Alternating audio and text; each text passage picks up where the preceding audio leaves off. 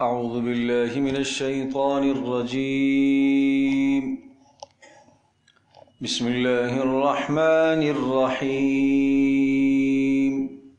وعد الله الذين آمنوا منكم وعملوا الصالحات ليستخلفنهم في الأرض كما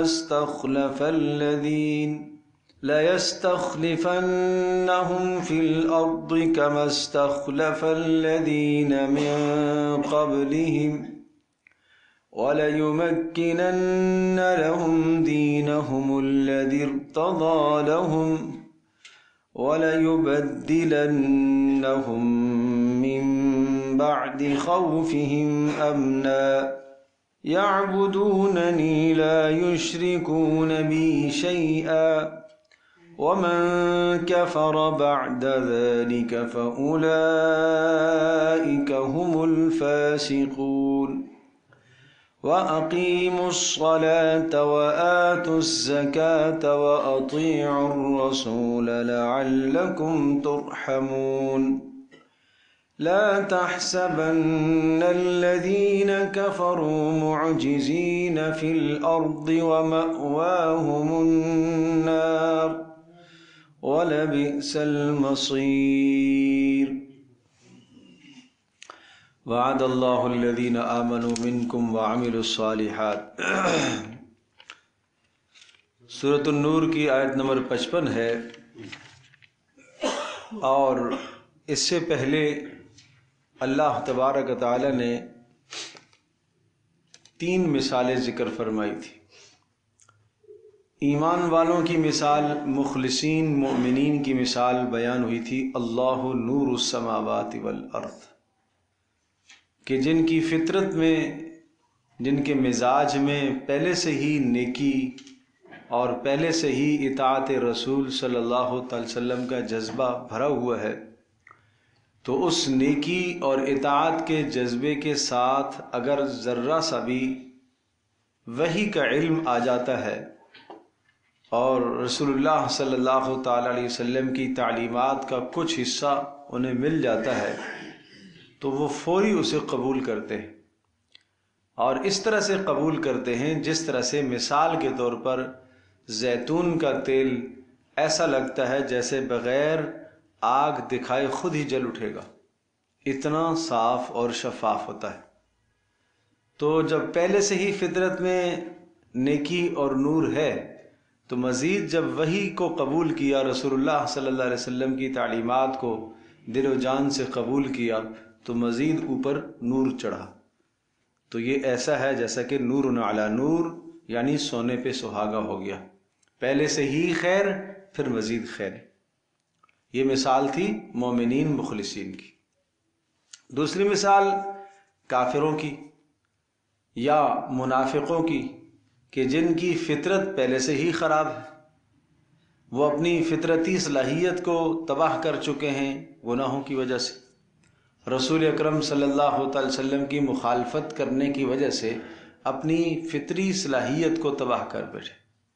اور پھر مزید جب رسول اکرم صلی اللہ تعالی علیہ وسلم نے انہیں حق کا پیغام سنایا تو مزید نبی کی مخالفت کی.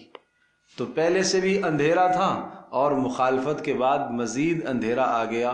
تو یہ ظلمات بعضها فوق بعض، گویا کہ اندھیرے کے اوپر دوسرا اندھیرا ہوا. اور دوسری ایک اور مثال ان کی ذکر کی تھی کہ یا ان کی مثال آپ یوں سمجھ لیجئے کہ جیسا کہ دور سے کوئی آدمی صحرا میں اور ریتی کو دیکھتا ہے تو وہ ریت چمک رہی ہوتی ہے، اسے نظر آتی ہے. دور سے وہ چمکتا ہوا پانی، ایک بہتا ہوا پانی کا ریلا نظر آتا ہے، لیکن جب قریب جاتا ہے تو وہ پانی نہیں ہوتا بلکہ وہ ریت ہوتی ہے. تو پیاسا آدمی گمان کرتا ہے کہ بس میں وہاں پہنچ جاؤں تو بس میرے جو لب خشک ہو رہے ہیں، حلق خشک ہو رہا ہے اور سمجھو کہ موت کے قریب ہو رہا ہے پیاس کی وجہ سے، تو بس وہاں پہنچوں گا تو پانی مل جائے گا. لیکن جب وہاں پہنچا تو کوئی پانی کا قطرہ اور ذرہ بھی نہیں ہے، اور پھر وہاں ظاہر ہے موت ہی موت ہے. آگے جہاں تک دیکھتا ہے پھر اسی طرح سے چمکتا ہوا ریتا اسے نظر آتا ہے لیکن پانی نہیں ہے. بالکل اسی طرح سے کافر اور منافق اور اس ریاکار کے اعمال کی مثال بھی ایسی ہی ہے کہ وہ تصور یہ کرے گا کہ میں نے آخرت میں بہت کچھ بھیج دیا ہے، لیکن جب آخرت میں پہنچے گا تو کچھ بھی نظر نہیں آئے گا۔ اسے دکھتا تو یہ ہے کہ میں نے بہت کیا ہے، لیکن ہے کچھ بھی نہیں اس کے پلے۔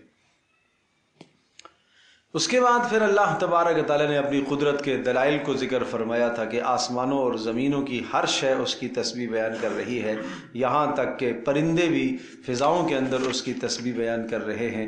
اور پھر اس کے ساتھ ساتھ یہ بھی بتایا تھا کہ اللہ تبارک و تعالیٰ ہی زمینوں سے، سمندروں سے بخارات کو اٹھاتا ہے، پانیوں کو اٹھاتا ہے اور فضاؤں میں لے کے جاتا ہے، اور بادلوں کو دائیں بائیں جہاں اپنی مرضی، اپنی قدرت ہوتی ہے وہاں لے کے جاتا ہے اور پھر ان پر برساتا ہے۔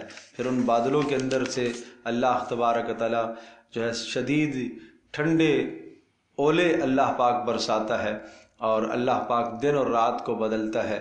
پھر اللہ تبارک و تعالیٰ نے مخلوقات کو پیدا فرمایا، بعض ایسی ہیں مخلوقات ہیں جو رینگ کر چلتی ہیں، بعض ایسی ہیں جو 2 پیروں پر، بعض ایسی ہیں جو 4 پیروں پر چلتی ہیں، جو اللہ تبارک و تعالیٰ اپنی قدرت سے چاہتا ہے پیدا کرتا ہے۔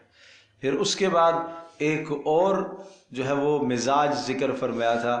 کفار اور منافقوں کا حال یہ ہے کہ جب ان کو بلایا جاتا ہے اللہ اور اس کے رسول کے فیصلے کی طرف، خاص طور پر منافقوں کو، تو کیا کرتے ہیں؟ اس فیصلے سے اعراض کرتے ہیں۔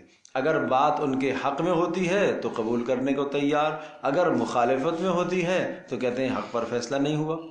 اور ایمانداروں کی نشانی کیا ہے؟ ان کے بارے میں تو یہ حال ہے کہ جب ان کو اللہ اور اس کے رسول کے فیصلے کی طرف دعوت دی جاتی ہے تو کہتے ہیں سمعنا و اطعنا، جو اللہ تبارک و تعالیٰ کا حکم ہے، رسول کا حکم ہے، ہم نے سنا اور ہم اس کی اطاعت کریں گے، اور یہ لوگ کامیاب ہیں۔ اور اس کے بعد یہ بھی بیان فرمایا کہ منافق لوگ قسمیں کھاتے ہیں کہ آپ ہمیں کسی بات کا حکم تو کر کے دیکھیں، اگر ہم نے نہ پورا کیا تو کہیے گا۔ تو کہا کہ نہیں بھائی، آپ قسمیں کھا کر یقین دہانی کرانے کی ضرورت نہیں ہے، طاعۃ معروفہ، اطاعت اور فرما برداری تو نظر آ رہی ہے تمہاری، وہ تو حرکات و سکنات سے پہچانی جاتی ہے کہ کون کتنی اطاعت کرتا ہے، لہٰذا اس قسم کی قسموں کی ضرورت نہیں ہے۔ اور پھر رسول اکرم صلی اللہ تعالیٰ علیہ وسلم کو ایک تسلی اور اسی طرح سے منافقوں کو تنبیہ تھی کہ تمہیں مکلف بنایا گیا ہے اطاعت رسول کا، اور رسول کو مکلف بنایا گیا ہے تبلیغ کا۔ رسول نے اپنا فریضہ انجام دیا ہے، تمہیں بھی اپنا فریضہ انجام دے دینا چاہیے۔ جب تم اپنا فریضہ انجام دو گے تو اس کے نتیجے میں کیا ہوگا؟ اب آگے آنے والا وہ انعام ہے کہ جس چیز کا تمہیں مکلف بنایا گیا ہے اگر تم اسے پورا کرو گے، اطاعت رسول تم کرو گے، تو پھر کیا ہوگا؟ وعد اللہ الذین آمنوا منکم وعملوا الصالحات۔ اب بیان اس کو فرمایا کہ اللہ نے وعدہ کیا ان لوگوں سے جو ایمان لائے تم میں سے اور اعمال صالحہ کیے۔ کیا وعدہ ہے اللہ کا؟ جب تم اپنے فریضے کو پورا کرو گے تو اللہ کا وعدہ کیا ہے؟ لَيَسْتَخْلِفَنَّهُمْ فِي الْأَرْضِ، اللہ تبارک و تعالیٰ ان لوگوں کو جنہوں نے اللہ کے وعدے کو پورا کیا اور ایمان و اعمال کو انہوں نے اختیار کیا اور اپنے فریضے کو انہوں نے ادا کیا اور رسول اکرم صلی اللہ علیہ وسلم کی اتباع اور پیروی کی، اللہ تبارک و تعالیٰ نے وعدہ دیا ہے لَيَسْتَخْلِفَنَّهُمْ فِي الْأَرْضِ، اللہ ان کو زمین میں خلافت عطا کرے گا، اللہ انہیں عرب اور عجم میں غالب کرے گا، خلافت اور حکومت دے گا۔ کما استخلف الذین من قبلہم، جیسا کہ ان سے پہلوں کو اللہ پاک نے خلافت عطا فرمائی، جیسے قوم بنی اسرائیل کو اللہ تبارک تعالیٰ نے خلافت عطا فرمائی، ارض مصر کے اندر اللہ نے انہیں خلافت دی، ان سے پہلے قوم عمالقہ کو اللہ پاک نے خلافت عطا فرمائی۔ تو ایک تو وعدہ یہ ہوا، دوسرا وعدہ وَلَيُمَكِّنَنَّ لَهُمْ دِينَهُمُ الَّذِي ارْتَضَىٰ لَهُمْ، اللہ تبارک تعالیٰ انہیں جما دے گا اور انہیں مضبوط کر دے گا اور انہیں اس دین پر قوت عطا کرے گا جس دین کو اللہ تبارک تعالیٰ نے ان کے لیے پسند کیا ہے۔ وَلَيُمَكِّنَنَّ، اللہ نے وعدہ کیا ہے ضرور بضرور لہم، ان لوگوں کے لیے، دینہم الذی، کہ ان کو دین میں تمکین اور مدد دے گا، وہ دین الذی ارتضیٰ لہم، جو دین اللہ تبارک تعالیٰ نے ان کے لیے منتخب فرمایا ہے، پسند فرمایا ہے، چنا ہے۔ اللہ ان کے اس دین کو، اس نظریے کو عام کرے گا، اور تیسری بات وَلَيُبَدِّلَنَّهُم مِّن بَعْدِ خَوْفِهِمْ أَمْنًا، تیسری بات یہ ہوگی کہ اللہ تبارک و تعالیٰ ان کے خوف کو امن میں تبدیل کرے گا۔ اچھی طرح سے ذہن نشین فرمائیے گا، خلافت کے اہم 3 امور ہوتے ہیں۔ کتنے امور ہوتے ہیں؟ پہلا امر ہے لَيَسْتَخْلِفَنَّهُمْ فِي الْأَرْضِ، اختیار اور اقتدار کا مل جانا۔ دوسرا اصول یہ ہے، یعنی کامیاب خلافت کس کو کہیں گے؟ کہ اختیار مل جائے انسان کو۔ ٹھیک ہے جی، اختیار تو مل گیا، لیکن جو آپ نافذ کرنا چاہ رہے تھے، جو قوانین، وہ نافذ نہ کر سکے، تو یہ کامیاب حکومت نہیں کہلاتی۔ تو کامیاب حکومت کے لیے پہلی شرط کیا ہے؟ اختیار مل جائے آپ کو۔ ٹھیک ہے، اختیار ملا۔ دوسری شرط یہ ہے کہ جو آپ نافذ کرنا چاہتے تھے قانون، وہ کیا ہو؟ وہ نافذ ہو جائے، آپ کی بات مان لی جائے۔ تو اس کو آپ یہ کہہ سکتے ہیں نفاذ شریعت، یہ کامیاب خلافت کی دوسری نشانی۔ اور تیسری نشانی کیا ہے؟ امن کا قائم ہونا، یہ تیسری نشانی۔ تو یہ تینوں کی تینوں نشانیاں اللہ تبارک و تعالیٰ نے رسول اکرم صلی اللہ تعالیٰ علیہ وسلم کے زمانے میں، اور پھر آپ علیہ السلام کے زمانے کے بعد خلفائے راشدین کے زمانے میں خلافت علی منہاج النبوہ، رسول اللہ صلی اللہ تعالی وسلم کے طریقے پر جو خلافت قائم ہوئی ہے، اللہ تبارک و تعالیٰ نے یہ وعدہ پورا کر دیا۔ کامیاب خلافت رہی ہے رسول اکرم صلی اللہ تعالی علیہ وسلم کے خلفاء کی، خلفائے راشدین کی۔ تو یہ تینوں کی تینوں باتیں پوری ہو گئی تھی۔ اختیار بھی اللہ تبارک و تعالی نے مکمل اختیار عطا فرمایا، اور صرف وہ اختیار ان کو عرب پر نہیں تھا، جزیرہ عرب سے نکل کے باہر عجم تک اختیارات تھے، دور دور تک اسلام پھیل گیا۔ اور صرف اختیارات نہیں تھے، بلکہ کیا تھا؟ اختیارات کے بعد نفاذ بھی تھا، شریعت کا نفاذ بھی تھا۔ اور شریعت کے نفاذ کے بعد جو لازمی نتیجہ ہے کہ اگر حکومت کی گرفت مضبوط ہو، اختیار مضبوط ہو، نمبر 2 شریعت کا نفاذ مضبوط ہو، تو پھر لازمی نتیجہ ہے امن و امان کا قائم ہو جانا۔ بات سمجھے بھائی؟ امن و بد امنی کس چیز کا نام ہے؟ بد امنی کا مطلب کسی کی جان خطرے میں ہو، بد امنی، کسی کا مال خطرے میں ہو، بد امنی ہے، کسی کی عزت خطرے میں ہو، بد امنی ہے۔ تو مجھے آپ یہ بتائیے گا کہ یہ 3 بڑے خطرات، جان کا خطرہ، مال کا خطرہ، عزت کا خطرہ، یہ 3 بڑے خطرات، اگر ان 3 خطرات کا معاملہ حل ہو جائے تو امن و امان نہ قائم ہو جائے۔ کہ جو آدمی اپنا مال جمع پوجی کماتا ہے، اس کے مال کا تحفظ ہو سکے، مطلب یہ ہے کہ ناجائز اور غلط ٹیکسز نہ ہو، اور ناجائز طریقے رائج نہ ہو، کہ جتنا وہ مال کمائے، ایک طرف سے کمایا دوسری طرف نکل گیا، یہ مال کا تحفظ تو نہیں ہو رہا۔ ٹھیک ہے، کسی نے لوٹا تو نہیں ہے، لیکن حالات ہی ایسے ہیں کہ وہ یوں سمجھے کہ کما کر آدھا بھی گھر نہیں لا پاتا، باقی کہاں کہاں خرچ کر دیتا، تحفظ مال نہیں ہے نا۔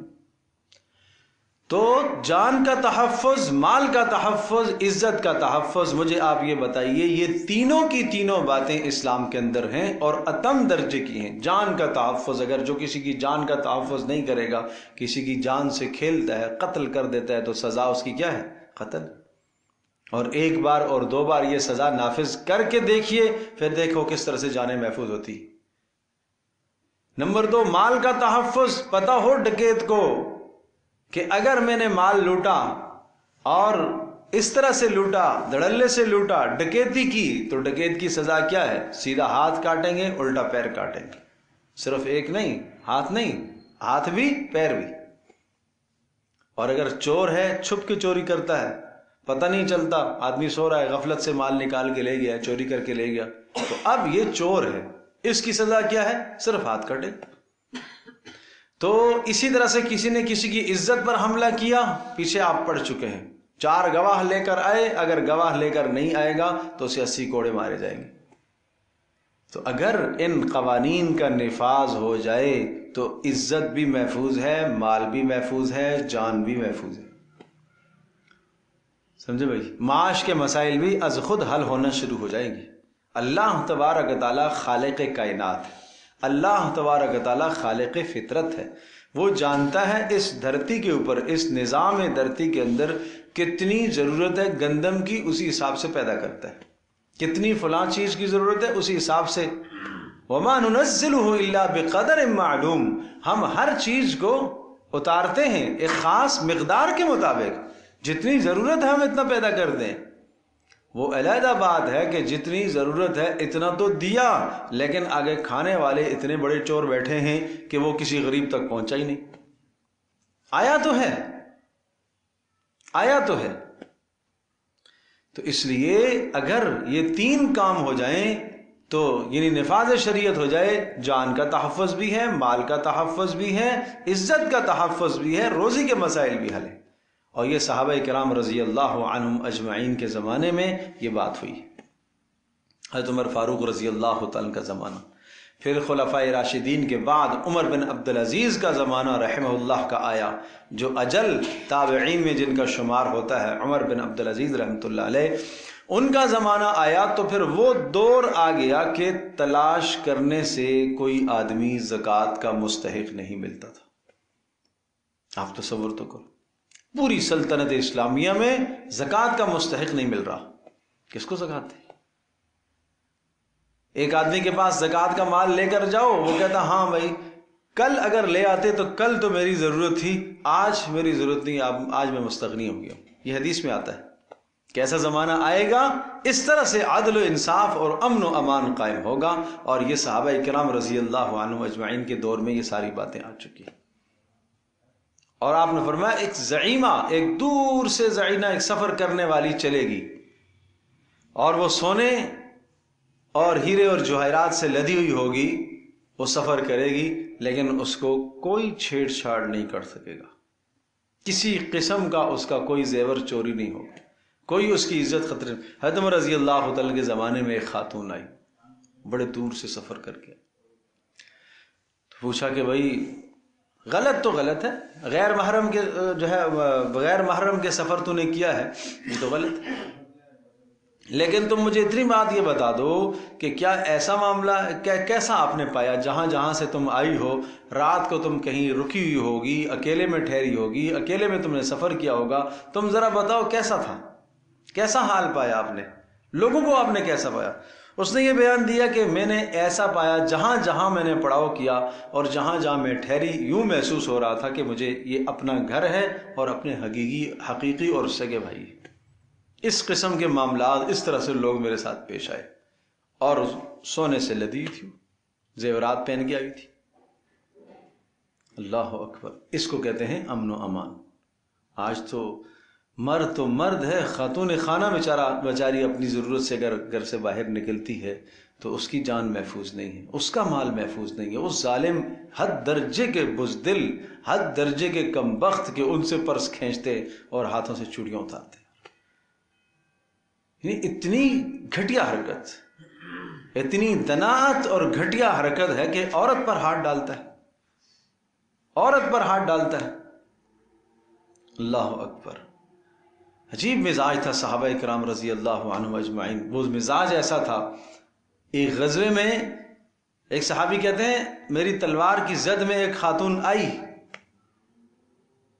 لیکن میں نے نہیں چلائی.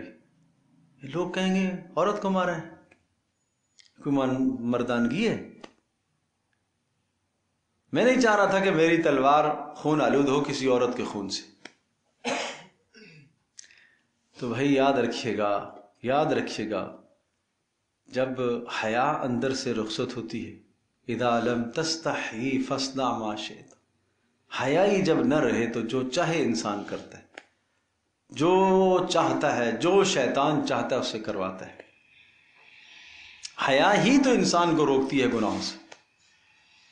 تو انسان کے اندر حیا ہی نکل گئی ہے تو اسے کیا فرق ہے؟ اسے کسی سے ڈکیتی کرنا، کسی کو لوٹنا، کسی کی جان مارنا. اب وہ جوان کی جان جو اس نے ماری، کتنا بڑا ظلم ہے، کتنا بڑا ظلم ہے، چند ٹکوں کی خاطر، پیسوں کی خاطر ایک کی جان چلی گئی، بڑا ظلم ہے۔ اور اس پر وہی عرض کر رہا ہوں کہ اگر نفاذ شریعت ہو، اسلامی نظام اگر نافذ ہو، آج اچھے سے اچھا دیندار آدمی بھی چاہتا تو ہے، اسلام اچھا مذہب ہے، صوم صلات اس تک تو اچھا ہے، باقی اسلام ہمارے کاروباروں میں نہ آئے، اسلام ہماری دکانوں میں نہ آئے، اسلام ہماری گھریلو زندگی میں نہ آئے، اسلام ہماری شادی بیاہ میں نہ آئے، اسلام ہمارے رسم و رواج میں رکاوٹ نہ بنے، جب یہ تصور ہے تو پھر یہی ہوگا جو ہو رہا ہے، پھر یہی ہوگا۔ تو اس لیے ہم سب کو توبہ کرنی چاہیے۔ تو یہ تین بڑی خوبیاں ہیں، یہ کامیاب خلافت کی تین نشانیاں، پھر ذہن نشین فرمائیے گا، کامیاب خلافت کی تین نشانیاں۔ نمبر ایک، زمین میں اقتدار اللہ تبارک و تعالیٰ عطا فرمائے، اور نمبر دو، اقتدار کے بعد نفاذ شریعت ہو جائے، وَلَا يُمَكِّنَنَّ لَهُمْ دِينَهُمُ الَّذِي ارْتَضَىٰ لَهُمْ، جو آپ چاہ رہے ہیں، فرمایا اللہ تبارک و تعالیٰ ان کو اس طرح سے خلافت عطا فرمائے گا کہ اللہ نے جو دین ان کے لیے پسند کیا ہے اس دین کو اللہ تبارک و تعالیٰ وہاں جما دے گا، نافذ کرا دے گا۔ اور تیسرا، وَلَيُبَدِّلَنَّهُم مِّن بَعْدِ خَوْفِهِمْ أَمْنًا، کہ اللہ تبارک و تعالیٰ ان کو خوف کے بعد امن عطا کرے گا، امن و امان قائم۔ تو یہ تینوں باتیں میں نے عرض کیا کہ صحابہ کرام رضی اللہ عنہم اجمعین کے زمانے میں پوری ہوئی۔ آگے سنگے، یعبدوننی لا یشرکون بی شیئا، اقتدار آنے کے بعد پھر کیا کرتے ہیں؟ خلافت کے آنے کے بعد کیا کریں گے یہ لوگ؟ ان کو کیا کرنا چاہیے؟ یعبدوننی، صرف میری بندگی کرنی چاہیے، لا یشرکون بی شیئا، میرے ساتھ کسی کو شریک نہ ٹھہرائے۔ بہت اچھی طرح سے ذہن نشین فرمائیے گا، صرف میری بندگی کرے اور میرے ساتھ کسی کو شریک نہ ٹھہرائے۔ آپ کو یاد ہوگا میں نے عرض کیا تھا، بندگی کا مطلب صرف نماز پڑھنا نہیں ہوتا، بندگی کا مطلب صرف روزہ رکھنا، حج زکوٰۃ نہیں ہوتا، بندگی کا مطلب پوری کی پوری زندگی اللہ کے احکام کے سپرد کرنے کا نام۔ ایک آدمی اگر اقتدار کو حاصل کرنے کے لیے اللہ کی نافرمانی کرتا ہے، اپنی خواہش کی پیروی کر رہا ہے، تو اس نے اپنی اقتدار کو اللہ کا شریک بنایا ہوا ہے۔ تو آپ کا کیا خیال ہے کہ شریک کرنے کا یہی مطلب ہے کہ صرف کہ بت کے سامنے کوئی سجدہ کرے، سورج اور چاند کی پوجا کرے، یہی کوئی شرک کرنا ہے؟ یہ بھی تو شرک ہے، یہ بھی تو شرک ہے۔ اس جگہ پر اسے اللہ کے حکم کو مقدم کرنا چاہیے تھا، اس نے اللہ کے حکم کو مقدم نہیں کیا، اپنے ذاتی مفاد کو اس نے مقدم کیا۔ جو ترجیح اللہ کے حکم کو دینی چاہیے تھی، اس نے اپنے ذاتی مفاد کو ترجیح دی۔ اور خاندانی زندگی کے اندر رسم و رواج کو جب ترجیح دے رہا ہے، اللہ کے حکم کو مقدم کرنا چاہیے تھا، نہیں کیا، رسم و رواج کو ترجیح دے رہا ہے، تو اس کا مطلب کیا ہوا؟ یہ شرک تو ہے۔ یعبدوننی لا یشرکون بی شیئا، صرف میری ہی بندگی کرے، میرے ساتھ کسی کو شریک نہ ٹھہرائے۔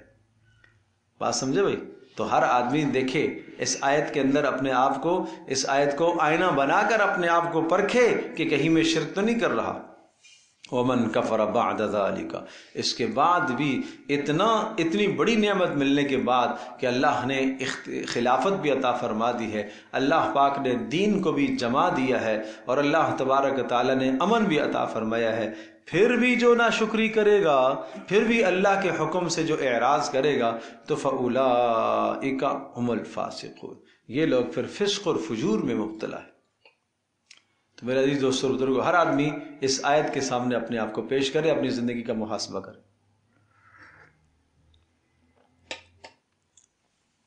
وَأَقِيمُوا الصَّلَاةَ وَآتُوا الزَّكَاةَ وَأَطِيعُوا الرَّسُولَ لَعَلَّكُمْ تُرْحَمُونَ۔ یہ بہت بڑے عظیم الشان تین کام بتائے۔ خلافت کے بعد کیا کرنا ہے آپ کو؟ خلافت کے بعد آپ کی ذمہ داریاں کیا ہیں؟ اقتدار پر آنے کے بعد ذمہ داریاں میں سے پہلی ذمہ داری ہے اقیم الصلاۃ، نماز قائم کرانا۔ نماز قائم کرنا بھی، کرانا بھی، یعنی خود بھی نماز پڑھنا اور دوسروں کو نماز پڑھانا بھی، یہ خلافت کی ذمہ داری ہے۔ اور کیا ہے؟ زکوٰۃ کا ادا کرنا۔ یاد رکھیے گا یہ دو چیزیں، نماز زکوٰۃ، نماز زکوٰۃ، قرآن میں جا بجا ایک ساتھ آتے ہیں یہ دونوں۔ اقیم الصلاۃ وآتوا الزکاۃ، یقیمون الصلاۃ ویؤتون الزکاۃ۔ بس ہم تو سادہ سا ترجمہ کر کے گزر جاتے ہیں، نماز قائم کرو زکوٰۃ ادا کرو، زکوٰۃ نماز قائم کرتے ہیں زکوٰۃ ادا کرتے ہیں۔ میرے عزیز، صرف اتنی سی بات نہیں، اس کے پیچھے معنوں کا ایک سمندر ہے پیچھے. میں آپ کو اس طرح سے سمجھاؤں گا کہ یہ دو عبادات کتنی اہم ہیں کیوں، اور ان کا جا بجا حکم کیوں ہوتا ہے، اور خلافت کے بعد سب سے پہلے کام اقامت صلاۃ اور زکوٰۃ کی پابندی یہ کیوں ہے. اب ذہن نشین فرمائیں. تصور یہ کرو کہ ایک شخص بیمار، اور وہ بیمار اس طرح کا ہو کہ آخری لمحات میں پہنچ چکا ہو، ڈاکٹروں نے لا علاج قرار دیا، اس کو لا علاج قرار دیا، اب موت ہی موت ہے، کوئی دوا ثابت نہیں ہوئی. تو اب ہم کیا کریں؟ ایک ہسپتال کسی نے بتایا، پہلا کام تھا اس ہسپتال میں داخل ہونا، ٹھیک ہے. دوسرا کام تھا وہاں جا کے 2 دوائیاں استعمال کرنا. داخل بھی ہو گیا، 2 دوائیاں بھی استعمال کر لی، تو اس کے بعد اسے شفا مل گئی. تو اس ہسپتال کا بھی چرچا ہو جائے گا، ڈاکٹر اور حکیم کا بھی چرچا ہو جائے گا، سب کہیں گے واہ جی واہ ماشاء اللہ. جو آدمی مرنے کے قریب تھا وہ کیا ہو گیا؟ کھڑا ہو گیا، درست ہو گیا. بالکل اسی طرح سے انسان کی مثال یہ سمجھیے گا. یہ سر سے لے کر پیر تک، جب ایمان اس کے اندر نہیں ہے، یہ سب سر سے لے کر پیر تک یہ بیمار ہے، اور اتنا شدید ترین بیمار ہے. یہ روحانی بیمار اتنا بیمار ہے جیسے کینسر کا مریض ہے، سر سے لے کر پیر تک اس کے اندر مرض پھیلا ہوا ہے، کینسر نے جڑیں پکڑی ہوئی ہیں. اسی طرح سے یہ آدمی روحانی اتنا مریض ہے، اس کا دماغ بھی بیمار. کیوں؟ غلط سوچ رہا ہے. دماغ میں کفر ہے تو دماغ کیا ہوا؟ بیمار. آنکھ غلط دیکھ رہی ہے، بیمار. کان غلط سن رہا ہے، کان بیمار ہے. زبان غلط بول رہی ہے، بیمار ہے. ہاتھ پاؤں غلط اور گناہ کر رہے ہیں تو ہاتھ پاؤں بھی کیا ہے؟ بیمار ہے. گویا کہ سارے کے سارے اعضاء اس کے بیمار پڑے ہوئے. اب اس کو کیا کرنا ہے؟ اسپتال میں داخل ہونا. پہلا کام اسلام کے اندر داخل ہونا ہے. یہ اسلام کے اندر داخلہ، یہ سمجھ لیں کہ اسپتال میں آ گیا، اسلام کی چھتری میں آ گیا.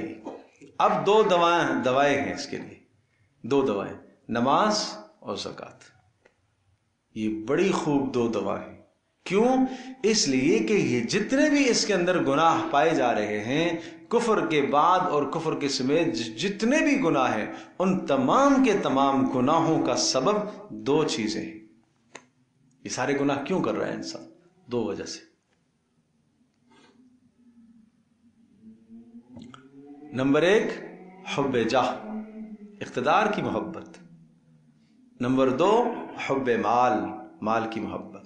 مجھے یہ بتائیے ایک دوسرے سے حسد کس بنیاد پر رہتا ہے؟ جاہ ہے نا. جاہ کا مطلب کیا ہے؟ اپنے آپ کو دوسرے سے افضل سمجھنا، بڑا سمجھنے کی اندر طمع، جو ہرس لگی ہوئی ہے. اس کو کیوں یہ مال ملا ہے، مجھے کیوں نہیں ملا؟ یہ حسد پیدا ہوا، یہ حب جاہ ہے. وہ کیوں بڑا بن گیا ہے معاشرے میں، اس کا نام کیوں ہے، میرا کیوں نہیں ہے؟ یہ کیا ہے؟ حب جاہ، اقتدار. اپنے آپ کو سب سے نرالا لگنا، سب سے میرا گھر سب سے اچھا ہونا چاہیے، میری گاڑی سب سے اچھی ہونی چاہیے، میرے کپڑے سب سے اچھی ہونی چاہیے، میرے سواری سب سے. یہ کیا چیز ہے؟ یہ حب جاہ ہے. تو اس جاہ کو حاصل کرنے کے لیے جائز ناجائز سارے راستے اختیار کرتا ہے. دیکھو ہر آدمی، اچھا کھانا منع نہیں، اچھا پینا منع نہیں، اچھا پہننا منع نہیں، لیکن جب یہ اچھا تقابل کی بات آ جاتی ہے تو اب یہ منع ہے. اب اسلام روکتا ہے تقابل نہیں. اسلام تقابل نہیں کرواتا. آپ کو اللہ نے اچھے سے اچھا دیے، ٹھیک ہے، نہیں، آپ تقابل نہ کرے کہ مجھے اس سے اچھا ہونا ہے، نہیں، تقابل نہ. جب یہ تقابل کی بات آئے گی تو یہ حب جاہ کہلائے گا. اور پھر اس کے لیے جب حلال اور حرام کی تمیز کیے بغیر مال حاصل کرے گا تو یہ حب مال ہے. اور آپ جانتے ہو رسول اللہ صلی اللہ تعالی وسلم نے فرمایا کہ یوں سمجھو 2 بھوکے بھیڑیے بکریوں کے ریوڑ میں چھوڑ دیے جائیں تو وہ اتنی تباہی نہیں مچاتے بکریوں کے ریوڑ میں جتنا کہ اقتدار یعنی حب جاہ اور مال کی محبت انسان کے ایمان میں فساد مچاتے ہیں. بات سمجھے بھائی؟ بھیڑیے کی خوبی ہے، برائی ہے اس کی گندی خصلت ہے چیر پھاڑنا، یہ اس کا کام ہے. ممکن ہے ایک بکری سے اس کا پیٹ بھر جائے، یقیناً بھر جائے گا، لیکن اگر بکریوں کے ریوڑ میں آپ اسے چھوڑیں گے تو اس کا کام ہے اس وقت تک وہ چین سے نہیں بیٹھے گا جب تک سب کو ختم نہ کرو، پھاڑنا۔ یہی حال یہاں پر بھی ہے۔ جس شخص کے اندر حب مال ہوتا ہے، بیڑیے کے اندر ہرس ہے، شیر میں یہ چیز نہیں ہے، ایک اپنا شکار پورا کرے گا، پیٹ بھر گیا، اب قریب سے اس کے جانور گزرے گا وہ نہیں پوچھتا اسے، ہرس نہیں ہے اس میں، لیکن اس میں ہرس ہے، خونخوار درندہ ہے، ہرس ہے اس میں۔ تو اسی طرح سے انسان کے اندر جب بلند ہونے کی ہرس لگتی ہے، اور اسی طرح سے اس کے ساتھ ساتھ دوسری چیز عرض کیا مال کی ہرس لگتی ہے، تو یہ دو ایسے زہریلے بھیڑیے ہیں انسان کے ایمان کو تباہ کر دیتے ہیں۔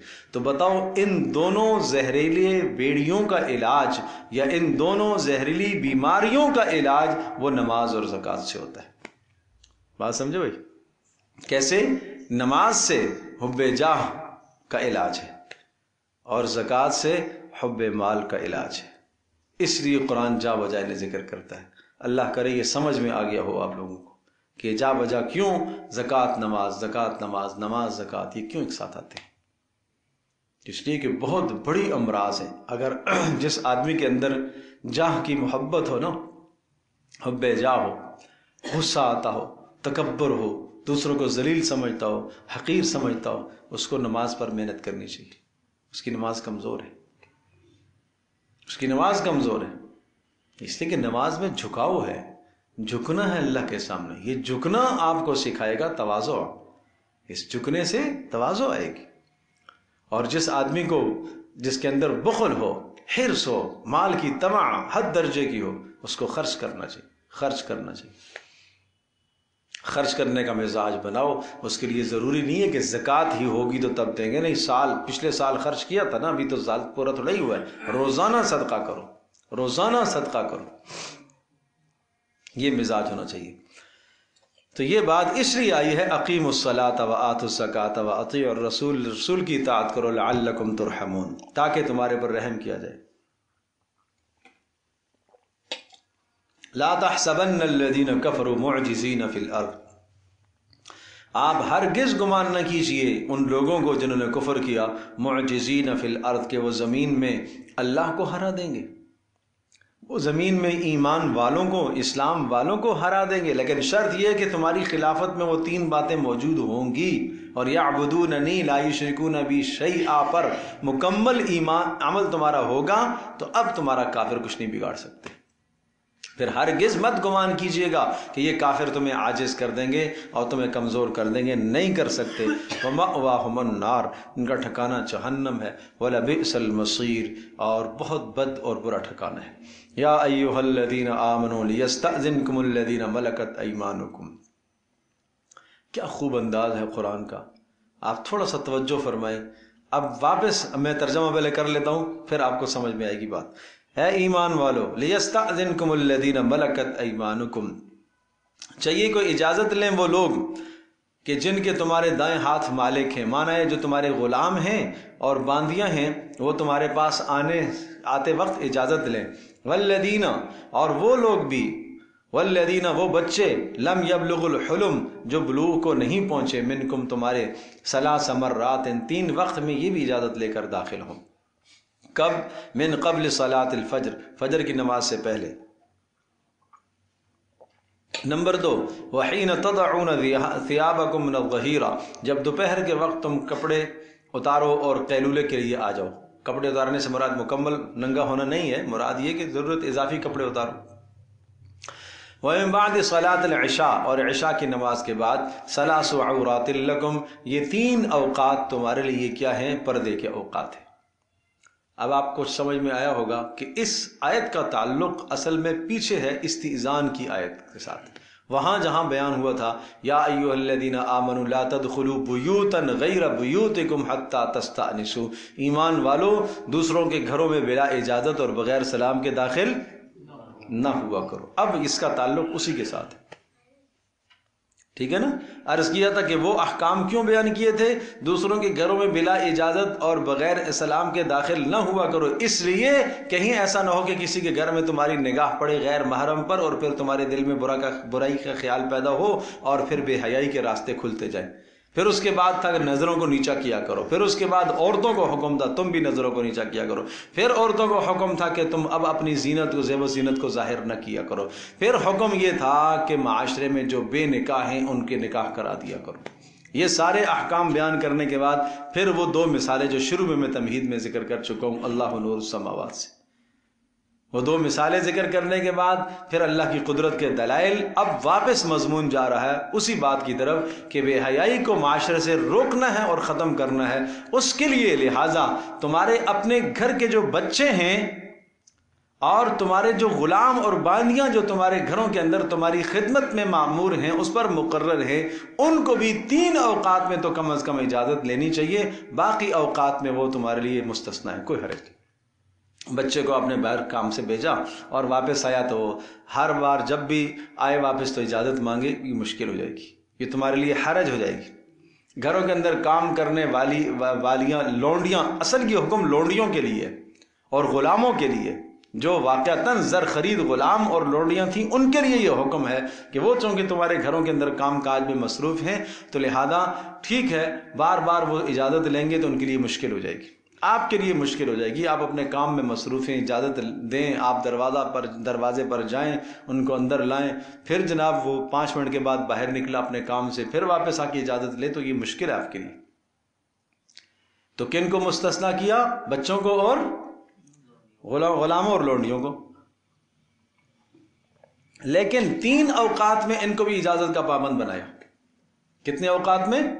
3 اوقات میں ان غلاموں کو بھی اور آپ کے اپنے بچے کو بھی اجازت کا پابند بنایا۔ لم یبلغ الحلم، وہ بچے جو بلوغ کو اب تک نہیں پہنچے، وہ ہر وقت آئے جائیں، مثال گھر کے اندر جو ہے وہ بھابھی ہے، اب یہ جناب دیور ہے لیکن چھوٹا ہے، نابالغ بچہ ہے، کوئی حرج نہیں، آمد و رفت کی اجازت ہے، بلا اجازت آ سکتا ہے، لیکن 3 اوقات میں ان کو بھی پابند کیا گیا کہ یہ اجازت لے۔ اور 3 اوقات سے مراد کون سے اوقات ہیں؟ من قبل صلاۃ الفجر، فجر کی نماز سے پہلے، نمبر 2 دوپہر قیلولے کے وقت، نمبر 3 عشاء کی نماز کے متصل بعد۔ یہ 3 اوقات عام طور پر ایسے ہوتے ہیں کہ ان اوقات ثلاثہ، 3 اوقات میں میاں بیوی کی باہمی خلوت ہوتی ہے۔ جب باہمی خلوت ہوگی تو اس خلوت کے دوران میں ہر بات میاں بیوی آپس میں ایک دوسرے سے ڈسکس کر رہے ہوتے ہیں، اور ممکن ہے وہ ایسی بات ہو جو اس بچے کو نہیں سننی چاہیے تھی، یہ اگر سنے گا تو اس کے اخلاق تباہ ہو سکتے ہیں، ہے تو نابالغ، لہذا میاں بیوی کے درمیان کی بات، درمیان کی جو گفتگو ہے، جو میاں بیوی کی باہمی محبت کی گفتگو ہے، اس گفتگو کو ظاہر نہ کرے۔ یہ قرآن کس قدر جو ہے حساس معاملہ سمجھاتا ہے کہ یہ معاملہ کس قدر حساس ہے کہ تمہارے بچے اس بات پر مطلع نہ ہو، وہ ماں باپ کی باہمی اور نجی زندگی پر مطلع نہ ہو تمہارے بچے۔ وہ 3 اوقات میں آئیں تو دروازے پر دستک دے کر آئیں، بچوں کی یوں تربیت کریں کہ جب میاں بیوی ایک کمرے کے اندر اکیلے ہوں تو وہ کیا کریں؟ دستک دے کر آئیں، اجازت لے کر آئیں، بے دھڑک اندر داخل نہ ہو۔ ممکن ہے ایک آدمی اندر داخل ہوا، وہ بچہ اندر داخل ہوا، اس نے جسم سے کپڑے زیادہ اتارے ہوئے ہوں، جس میں کوئی اعضائے مستور چھپا ہوا عضو نظر آ رہا ہو، تو پھر تو بچہ کسی بد اخلاقی میں مبتلا ہو سکتا ہے، اور ظاہر سی بات ہے کہ یہ بچے کے لیے زیب نہیں ہے، باپ کے لیے زیب نہیں ہے۔ اسی طرح سے میاں بیوی آپس میں بے تکلف بیٹھے ہوئے ہیں، بے تکلف ہر طرح کی گفتگو کر رہے ہیں، بغیر اجازت لیے ایک بچہ اندر داخل۔ لم یبلغ الحلم سے مراد وہ بچے جو قریب البلوغ ہے، بلوغ کو نہیں پہنچے، 10 سال کا بچہ ہے، 11 سال کا بچہ ہے، اسے اجازت لے کے اندر آنا چاہیے، گو کہ بلوغ کو نہیں پہنچا ہے لیکن اسے اجازت لے کے آنا چاہیے۔ اچھا، اس میں ایک بڑی اہم بات یہ ذہن نشین کرنے کی ہے، 3 اوقات بتائے، کون سے اوقات؟ فجر سے پہلے، قیلولے کے وقت، عشاء کے بعد۔ اشارہ اس بات کی طرف ہے کہ میاں بیوی کو ہر وقت ایسی حالت میں بھی نہیں ہونا چاہیے، ہر وقت ایسی حالت میں بھی نہیں ہونی چاہیے جو نامناسب حالت ہو، یعنی میاں بیوی کی جو باہمی نجی گفتگو ہے وہ مخصوص اوقات میں، مخصوص اوقات میں ہو۔ وہ علیحدہ بات ہے کہ کسی کے گھر کی کیا ترتیب ہے، قرآن تو ایک عمومی فضا ذکر کرتا ہے، عمومی فضا ذکر کرتا ہے، لیکن یہ ہے کہ ایک آدمی کی مثال کے طور پر رات کی ڈیوٹی ہے، وہ دن کو بیوی سے ملاپ کرتا ہے، کام میں جاتا ہے رات کو، یا اسی طرح سے جناب 10 بجے کو میلہ، تو کوئی حرج نہیں ہے. لیکن قرآن یہ سمجھا رہا ہے کہ آدمی کے اوقات ہر وقت ایسا نہیں ہو کہ میاں بیوی کے درمیان میں نجی گپ شپ چل رہی ہو، ہر وقت نہیں ہو. اس کے اوقات متعین ہونے چاہیے، اس لیے کہ یہ انسان ہے. انسانوں کی زندگی انسانوں کی طرح ہوتی ہے، باوقار طریقے سے زندگی گزرتی ہے، کمال طریقے سے زندگی گزرتی ہے. انسانوں کی زندگی حیوانوں کی طرح نہیں ہوتی، حیوانوں کی طرح نہیں ہوتی. انسانوں کی زندگی حیوانوں سے ممتاز ہوتی ہے. فرق ہوتا ہے اس میں کہ وہ جو چاہے جس وقت چاہے جس کے سامنے چاہے کرے. نہیں، اسلام ہمیں عفت اور پاک دامنی اور حیا کا سبق سکھاتا ہے. اس لیے ان 3 اوقات کو متعین کیا گیا، اور بہت بہت خیال سے ان باتوں کو سمجھنے کی ضرورت ہے اور اپنے بچوں کو تربیت کرنے کی ضرورت ہے. تو پتہ یہ چلا کہ ان 3 اوقات میں تو بچوں کو اجازت لے کے آنا چاہیے، یا اسی طرح سے یہ 3 اوقات نہ صحیح میاں بیوی کی خلوت گاہوں کے اندر بچوں کو اجازت لے کے آنا چاہیے اور ان بچوں کی تربیت کرنی چاہیے. لہٰذا اگر ان 3 اوقات کے علاوہ بچے تمہارے پاس بلا اجازت آ گئے تو ان پر بھی کوئی حرج نہیں ہے، تمہارے پر بھی کوئی حرج نہیں. لیکن ان اوقات ثلاثہ کے اندر 3 اوقات میں اگر بچہ بدون اجازت داخل ہو جاتا ہے تو حرج ہے. اگر آپ نے اس کی تربیت نہ کی تو آپ گناہ گار ہوں گے.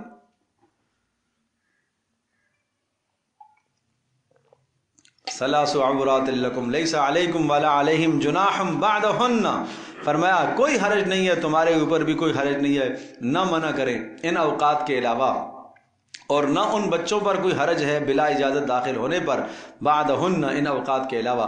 طوافون علیکم، اس لیے کہ بار بار آتے ہیں. بعضکم علی بعض، بعض کے پاس بار بار آتے ہیں. کذالک یبین اللہ لکم الآیات، اس طرح سے اللہ تبارک تعالیٰ کیا کرتا ہے؟ آیات کو، احکام کو کھول کھول کر بیان کرتا ہے. دیکھو اللہ تبارک تعالیٰ آیات و احکام کو کھول کھول کر کے بیان کرتا ہے کہ کوئی بات پوشیدہ نہ رہ جائے. کوئی یہ نہ کہے کہ مجھے خبر نہیں تھی جناب. واللہ علیم حکیم، اے اللہ اتنی باتیں کیوں کرتا ہے تو؟ فرمایا اللہ جاننے والا ہے اور حکمت والا ہے. اللہ لوگوں کے مصالح کو اور بہتری کو جانتا ہے اور حکمت والا ہے، اس لیے وہ ایسے حکم دیتا ہے. وَإِذَا بَلَغَ الْأَطْفَالُ مِنْكُمُ الْحُلُمَ، اور فرمایا جب تمہارے بچے پہنچ جائیں بلوغت کو، حلم بلوغت کو پہنچ جائیں، بلوغت کی نشانی ظاہر ہو جائے. اگر لڑکے پر احتلام کا ظاہر ہونا ہے اور بچی پر ایام کا شروع ہو جانا ہے، خون کا شروع ہونا، یہ اس کی نشانی ہے بالغ ہونے کی. جب بلوغت ظاہر ہو جائے فَلْيَسْتَأْذِنُوا كَمَا اسْتَأْذَنَ الَّذِينَ مِنْ قَبْلِهِمْ، پھر یہ بچے اسی طرح سے اجازت لیں گے جس طرح سے پہلوں نے اجازت لی ہے. کون سے پہلے؟ نہیں، وہ پیچھے والا جو رکوع تھا اس کی طرف استئذان کا حکم ہے. اسی طرح سے اجازت لیں گے جیسے پہلوں نے اجازت لی ہے. یا ایھا الذین آمنوا لا تدخلوا بیوتا غیر بیوتکم کی طرف اشارہ ہے. کذالک یبین اللہ لکم آیاتہ، اللہ اس طرح سے اپنے احکام کو بیان کرتا ہے. واللہ علیم حکیم، اللہ پاک جاننے والا اور حکمت والا ہے. کچھ تخفیف آ گئی تھی بچوں کے حکم میں، اور اسی طرح سے غلاموں کے حکم میں تخفیف آ گئی. حکم ہلکا ہو گیا کہ بھائی ٹھیک ہے ہر وقت اجازت نہ لیں لیکن 3 اوقات میں اجازت لیں. رخصت آ گئی نا، تھوڑی سی ہلکا کر دیا، تخفیف آ گئی. اسی طرح سے آگے تخفیف ایک اور آ رہی ہے، پردے سے تخفیف کی گئی ہے تھوڑی سی. وہ عورتیں جو نکاح کی امید اب نہیں رکھتی، ضعف اور بڑھاپا اتنا ہو گیا، بڑھاپے کی اس حد تک پہنچ گئی ہیں کہ اب انہیں نکاح کی کوئی رغبت نہیں ہے، یا ان کی طرف کسی کو رغبت بھی نہیں ہوتی. تو ایسی خواتین فرمایا کہ اگر وہ جس طرح سے محرموں کے سامنے، یاد رکھیے گا، جیسے محرم کے سامنے عورت کو جانے کے لیے چہرہ کھولنے کی اجازت ہے، اپنے ہاتھ ہتھیلیاں کھولنے کی اجازت ہے، پاؤں کے کھولنے کی اجازت ہے، اسی طرح سے اگر یہ اجنبی کے سامنے بھی چلی جاتی ہیں تو کوئی حرج نہیں ہے. بہت اچھی طرح سے مسئلہ سمجھیے گا.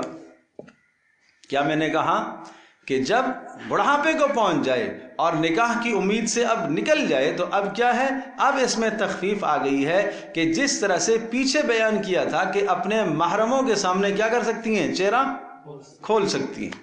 اسی طرح سے یہ بوڑھی عورت بھی غیر محرم کے سامنے بھی چہرہ کھول سکتی ہے.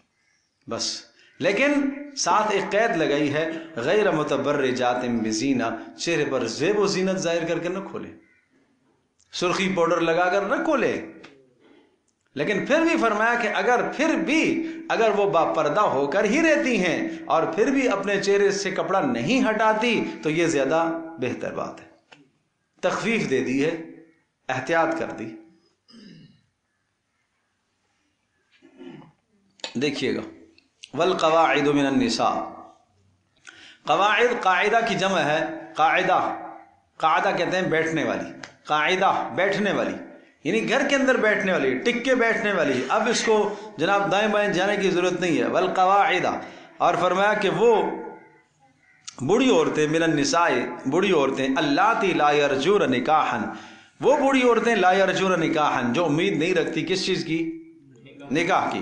فلیس علیہن، ان پر کوئی حرج نہیں ہے، جناح، کوئی گناہ نہیں ہے، ان یضعن ثیابہن، کہ وہ اپنے زائد کپڑے اتار دیں. زائد کپڑے اتار دیں مانا ہے کہ جیسے برقع پہنا ہوا ہے اور عام حالت میں جیسے دیگر خواتین جوان کو برقع پہننے کا حکم ہے، غیر محرم کے سامنے چہرہ نہیں کھولے گی، ہتھیلیاں نہیں کھولے گی، تو اسی طرح سے اگر یہ برقع اتار دیتی ہے، لیکن شرط یہ ہے غیر متبرجات بزینہ، یہ اپنی زینت اور سنگار کو ظاہر نہیں کریں گی. یہ بڑھاپے کی حالت میں بھی اپنے سنگار کو ظاہر نہیں کریں گی. وَأَن يَسْتَعْفِفْنَ خَيْرٌ لَهُنَّ، رخصت کے بعد پھر عزیمت ہے، فرمایا وَأَن يَسْتَعْفِفْنَ، پھر بھی اگر یہ بچ کے رہتی ہیں تو زیادہ بہتر ہے. بچ کے رہتی ہیں کس چیز سے؟ یعنی اسی طرح سے باحجاب ہو کر رہتی ہیں تو بہتر بات ہے. وَاللَّهُ السَّمِيعُ الْعَلِيمُ، اللہ خوب سننے والا ہے اور خوب جاننے والا ہے. لَيْسَ عَلَى الْأَعْمَى حَرَجٌ، بڑا ایک خوبصورت منظر آیا ہے آگے.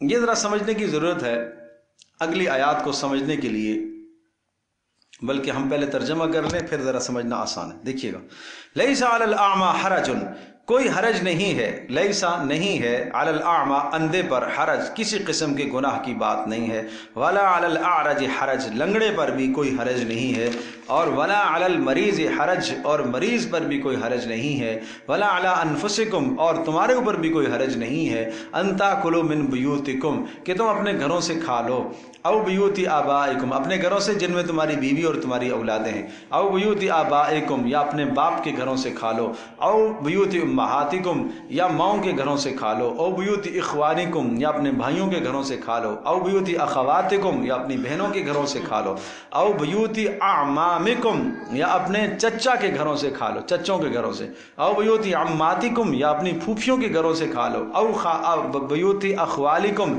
یا اپنے ماموں کے گھروں سے کھا لو، او بیوت خالاتکم یا اپنی خالاؤں کے گھروں سے کھا لو، او ما ملکتم مفاتیحہ یا ان کے گھروں سے کھا لو کہ جن کے تمہارے دائیں ہاتھ مالک ہیں، مانا اپنے غلاموں کے گھروں سے، او صدیقکم یا اپنے دوستوں کے گھروں سے کھا لو، کوئی مذائقے کی بات نہیں ہے. اب ذرا اس کا تھوڑا سا پس منظر سمجھیے گا. قرآن مجید نے اس معاشرے کی جب اصلاح کی تو یہ معاشرہ اور ان کے قلوب ایسے صاف اور شفاف ہو گئے، حد درجے کی احتیاط پر عمل کرنا شروع کر دیا. کیسے؟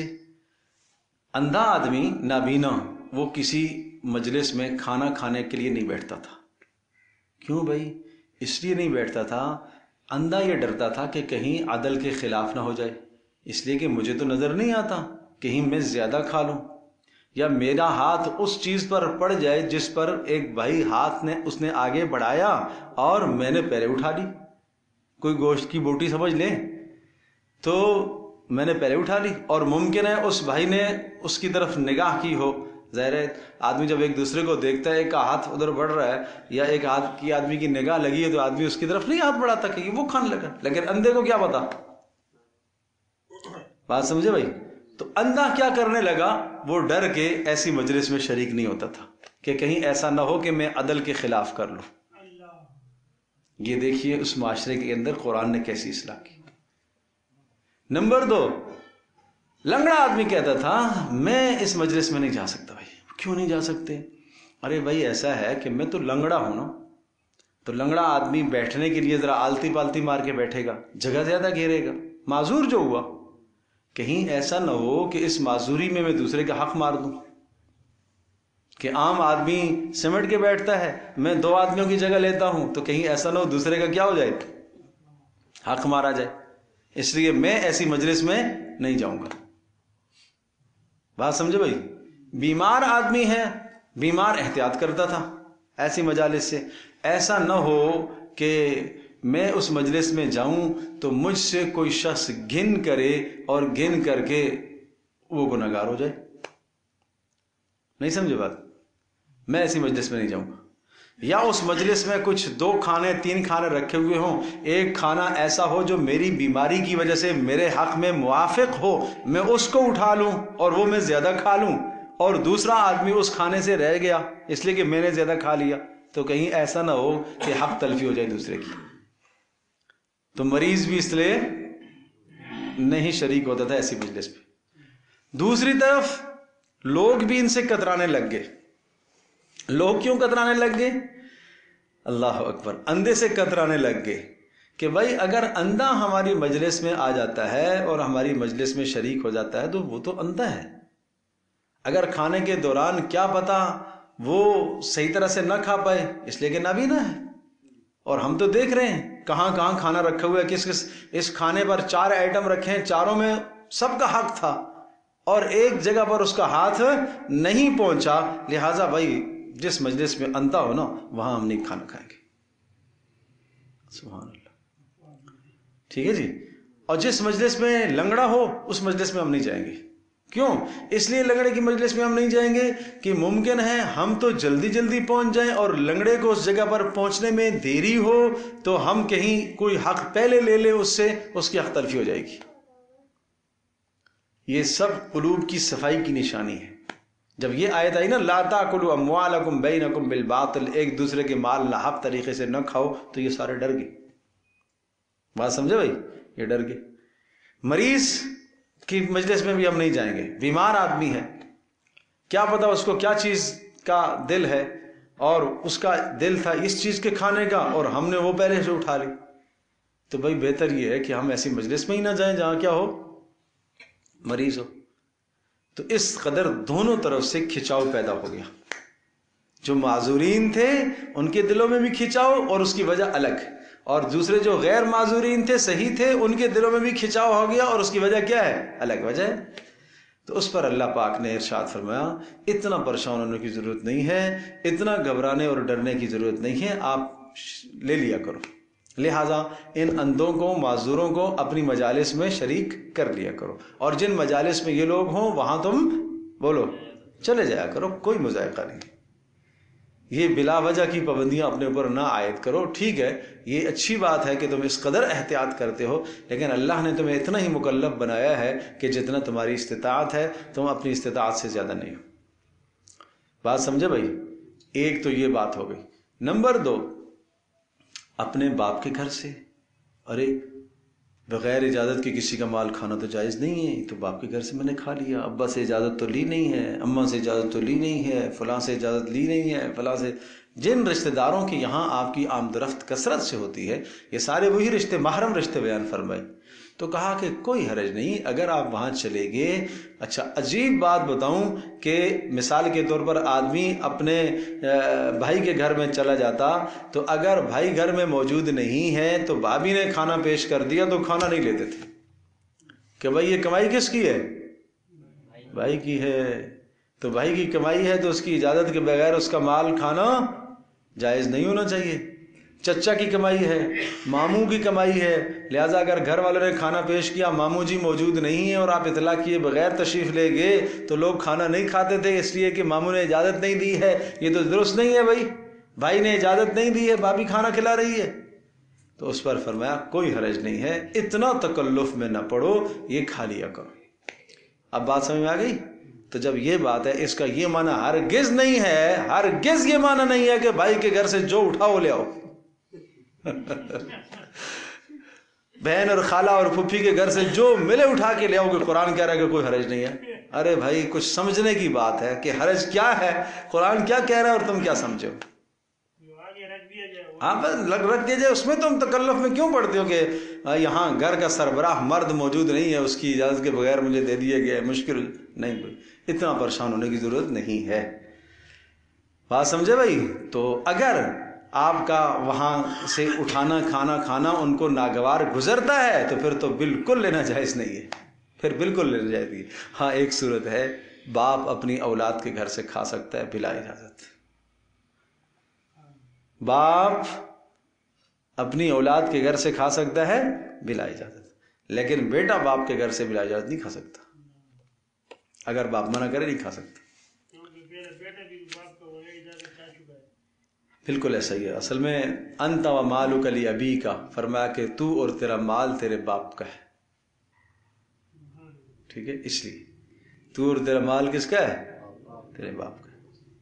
وہی اس شخص کی بات ہے جس نے شکایت لگائی تھی رسول اللہ صلی اللہ علیہ وسلم کی خدمت میں، اے اللہ کے رسول میرا باپ جو ہے نا میرا مال خرچ کر جاتا ہے، میرا مال کھا جاتا ہے۔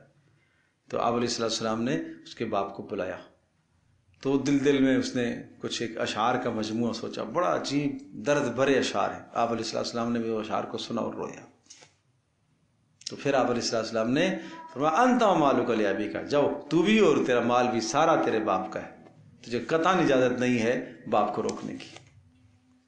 لیکن اچھی طرح سے ذہن نشین فرمائیں، دوسری طرف یہ بھی حق ہے کہ ماں باپ کو بھی اپنی اولاد کے مال میں تصرف میں احتیاط سے کام لینا چاہیے۔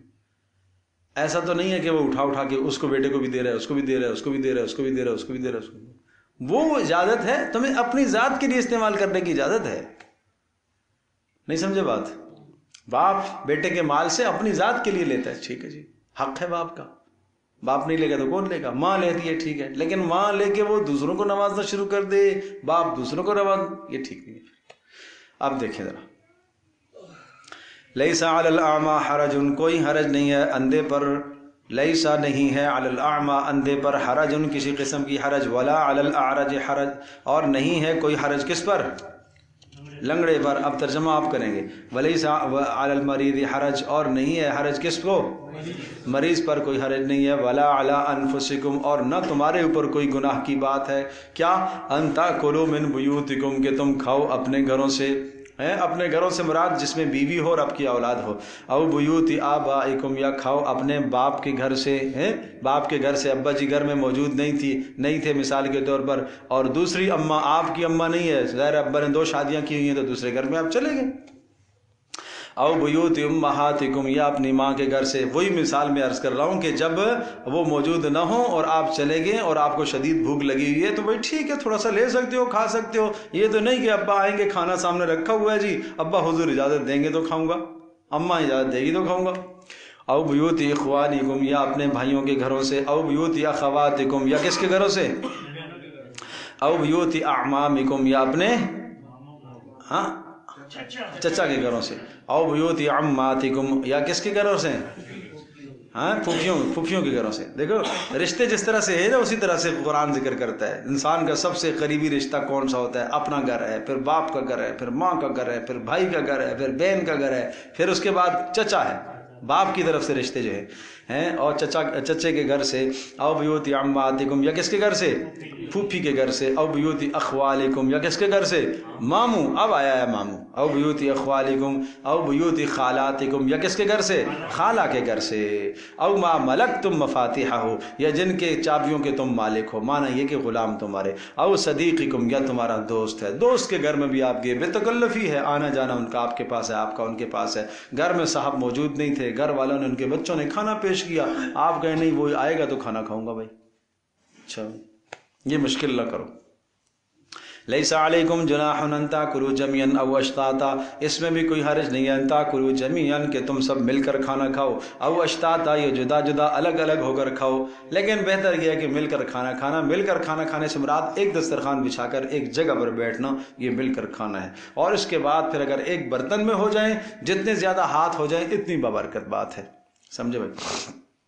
فَإِذَا دَخَلْتُمْ بُيُوتًا فَسَلِّمُوا عَلَىٰ أَنفُسِكُمْ تَحِيَّةً مِّنْ عِندِ اللَّهِ مُبَارَكَةً طَيِّبَةً، اور جب تم داخل ہوا کرو بیوتن اپنے گھروں کے اندر، کسی بھی قسم کے گھر میں داخل ہوا کرو، فَسَلِّمُوا عَلَىٰ أَنفُسِكُمْ، تو سلام کیا کرو اپنے اوپر، سلام کیا کرو کس کے اوپر؟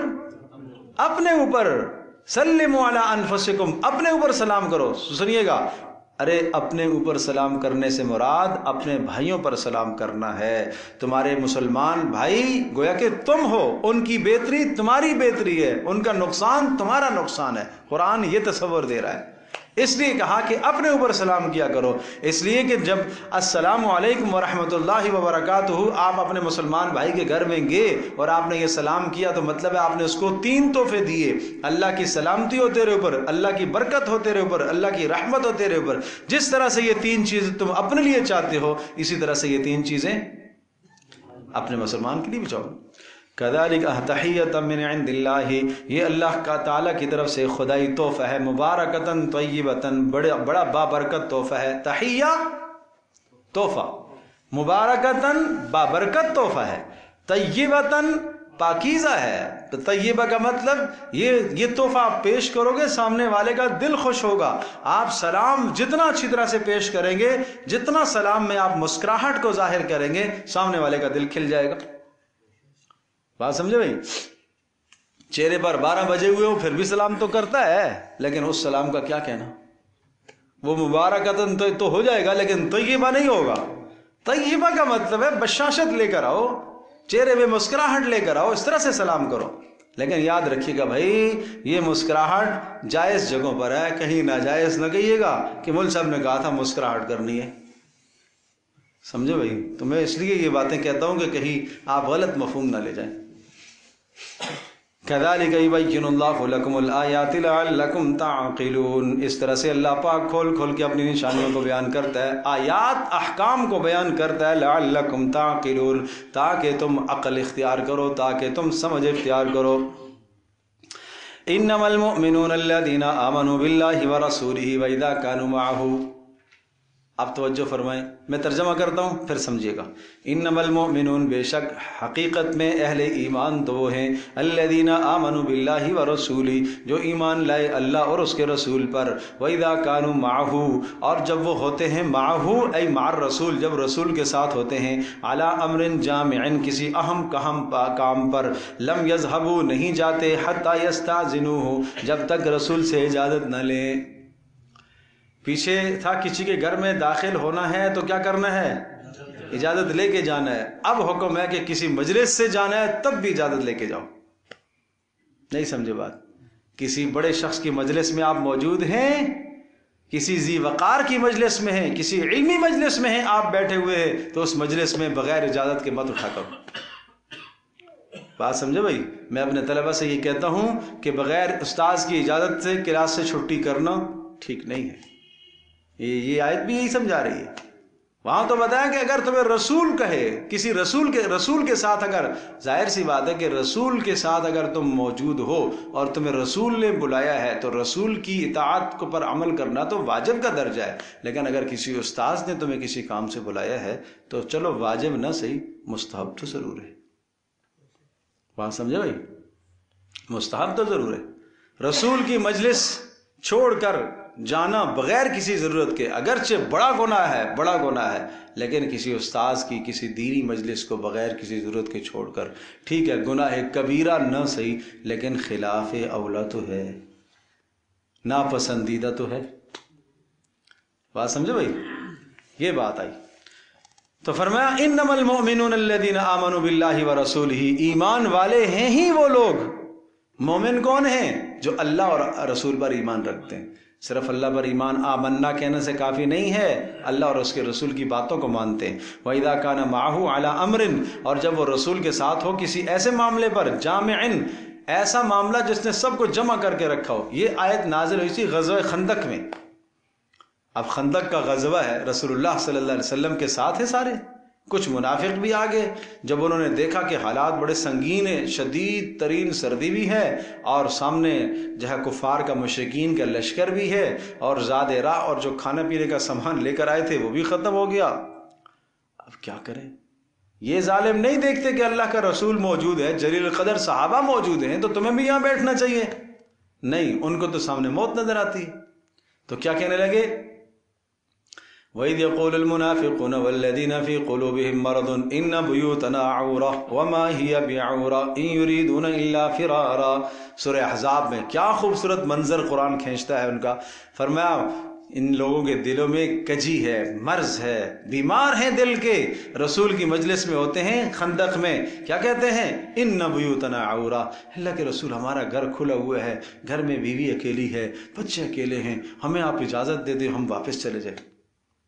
قرآن کہتا ہے وما ہی بعورا، نہیں گھر کھلے ہوئے، نہیں گھر خالی ہے، ان یریدون الا فرارا، یہ ظالم بھاگنا چاہتے ہیں، یہ بھاگنا چاہتے ہیں۔ تو کہا ایسی مجلس میں اگر تم ہو اور وہاں تمہارا رہنا کیا ہو، ضروری ہو، تو تمہیں جانے کی ہرگز اجازت نہیں، بلا اجازت نہیں تمہیں جانا چاہیے۔ اب آگے سنیے گا، لم یذهبوا، نہ نکلیں، حتی یستأذنوہ، جب تک اجازت نہ لے، ان الذین یستأذنونک، فرمایا کہ وہ اجازت وہ لوگ لیتے ہیں، اللہ اکبر، کلاس سے رخصت وہ لوگ لیتے ہیں، سمجھیے گا، ہاں، ان الذین یستأذنونک، بے شک اجازت وہ لیتے ہیں، اولئک الذین یؤمنون باللہ ورسولہ، کہ جو ایمان رکھتے ہیں اللہ پر اور رسول پر، وہ اجازت لیتے ہیں۔ کیوں؟ انہیں معلوم ہے کہ اس خیر کی مجلس سے غیر حاضر رہنا بڑا نقصان ہے۔ غیر حاضر رہنا کیا ہے؟ اچھا اگلی بات سنیے گا، فَإِذَا اسْتَأْذَنُوكَ، اے نبی جب آپ سے اجازت لیں یہ لوگ، لِبَعْضِ شَأْنِهِمْ، بِلِبَعْضِ شَأْن، شان کہتے ہیں ضروری کام کو، یہ نہیں کہا لِبَعْضِ فِعْلِهِمْ، اپنے کام کے لیے، نہیں نہیں، شان ضروری کام۔ تو پتہ یہ چلا کہ ایسی مجلس کو اس وقت چھوڑنے کی اجازت جب کیا ہو، ضروری کام، اور نمبر 2 صاحب مجلس سے اجازت لی جائے۔ تو پھر کیا فرمایا، فَأَذَنْ لِمَنْ شِئْتَ مِنْهُمْ، آپ اے نبی اجازت دے دیں جس کے لیے آپ چاہیں، ضروری نہیں ہے کہ سب کو اجازت دیں آپ، اگر آپ نہیں اجازت دینا چاہتے، آپ چھٹی نہیں دینا چاہتے، نہ دیجیے، اگر آپ سمجھتے ہیں کہ اس کا ہونا یہاں پر ضروری ہے، آپ مت اجازت دیجیے، لیکن جس کو آپ نے اجازت دی ہے، وَاسْتَغْفِرْ لَهُمُ اللَّهُ، اللہ تبارک تعالیٰ سے ان کے لیے بخشش طلب کیجئے۔ اتنی بڑی مجلس چھوڑ کر گئے ہیں، کتنا نقصان کیا انہوں نے، لیکن اب امید ہے جب اجازت لے کر گئے ہیں اور رسول ان کے لیے استغفار کرے گا تو وہ مجلس سے جو محرومی ہوئی ہے اس کی تلافی ہو جائے گی استغفار کے ذریعے سے۔ بات سمجھے بھائی؟ استغفار کے ذریعے سے کیا ہو جائے گا؟ تو اس لیے ایسی مجالس میں آدمی کو محتاط بیٹھنا چاہیے، خیال سے بیٹھنا چاہیے، بلا اجازت غائب نہیں ہونا چاہیے، چھوٹا سا عذر ہے تو جناب غائب ہو جاتے ہیں، خیال کیا جائے بھائی۔ اور اچھا پتہ ہے فائدہ کیا ہوتا ہے؟ اس لیے کہ جب اجازت سے آدمی غائب ہوتا ہے تو اس کا فائدہ یہ ہے کہ صاحب مجلس دعا کرے گا نا، اس کو حکم ہے کہ تم استغفار کرو اس کے لیے، جب استغفار پتہ چلے گا کہ فلاں آج نہیں ہے تو اس کے لیے استغفار کیا جائے گا، تو نتیجہ کیا ہوگا؟ جو محرومی ہے اس محرومی سے وہ بچ جائے گا۔ ان اللہ غفور الرحیم، اللہ تبارک تعالیٰ بخشنے والا مہربان ہے۔ اگلا حکم بھی بڑا اہم ہے، لا تجعلوا دعاء الرسول بینکم کدعاء بعضکم بعضا، لا تجعلوا دعاء الرسول، نہ بناؤ، نہ سمجھو دعا الرسول، رسول کے پکارنے کو، بینکم اپنے درمیان، کا دعا بعضکم بعضا، جیسا تم ایک دوسرے کو پکارتے ہو۔ کیا ترجمہ کیا؟ لا تجعلوا، پھر سمجھو، لا تجعلوا دعاء الرسول، رسول کے پکارنے کو، رسول کے یعنی رسول نے اگر تمہیں پکارا ہے تو اس پکار کو ایسے مت سمجھو جیسا ایک دوسرے، آپ کو کس نے بلایا؟ رسول نے بلایا ہے، اور رسول کا بلانا کوئی ہلکا بلانا نہیں ہے بھائی، وہ معمولی کام نہیں ہے، لہذا رسول کی اتباع کرو اور تمہیں بھاگ کے جانا چاہیے وہاں، نہیں سمجھے بات؟ ایسا نہ سمجھو کہ جیسے کسی اور آدمی نے بلایا ہے اور چلو ٹھیک ہے جائیں گے تو جائیں گے، نہیں جائیں گے تو نہیں جائیں گے، کیا نقصان ہوگا؟ نہیں، اس سے پتہ چلتا ہے کہ رسول کا حکم تمہارے سامنے آ جائے، رسول کی سنت اور طریقہ تمہارا سامنے آ جائے تو اس طریقے اور سنت کو عام طریقے کی طرح نہ سمجھو، یہ عام آدمی کا حکم نہیں ہے، کس کا حکم ہے؟ رسول کا حکم ہے، یہ عام آدمی کی سنت اور طریقہ نہیں ہے، کس کا طریقہ ہے؟ رسول کا طریقہ ہے۔ آج ایسا کیا نہیں ہے کہ ہم رسول کے طریقے کو اور سنت کو ایسے ہی نظر انداز کر دیتے جیسے ہم کسی دوسرے کی بات کو نظر انداز کرتے؟ خبردار کہا ایسا مت کرو کہ رسول کے پکارنے کو، رسول کے طریقے کو اپنے ایک دوسرے کے طریقوں کی طرح نہ سمجھو۔ بات سمجھے بھائی؟ ایک معنی تو یہ ہے، اب دوسرا ترجمہ کر رہا ہوں، سنیے گا، توجہ فرمائیے، لا تجعلوا دعاء الرسول بینکم کدعاء بعضکم بعضا، رسول کو پکارنا ایسا مت سمجھو جیسا تم ایک دوسرے کو پکارتے ہو، یعنی رسول کا نام لے کے مت پکارا کرو۔ پہلی صورت میں رسول جب تمہیں پکارے تو تم ایسا مت سمجھو جیسا کہ عام آدمی نے پکارا ہے۔ اب کیا ہے، جب تم رسول کو بلانا چاہو کسی موقع پر تو ایسا مت بلاؤ جیسے تم عام ایک دوسرے کو بلاتے ہو، نام لے کے یا محمد کہہ کے مت پکارو۔ بات سمجھے بھائی، یا محمد کہہ کے مت پکارو، سمجھے؟ خطاب ادب سے نام لے آتے۔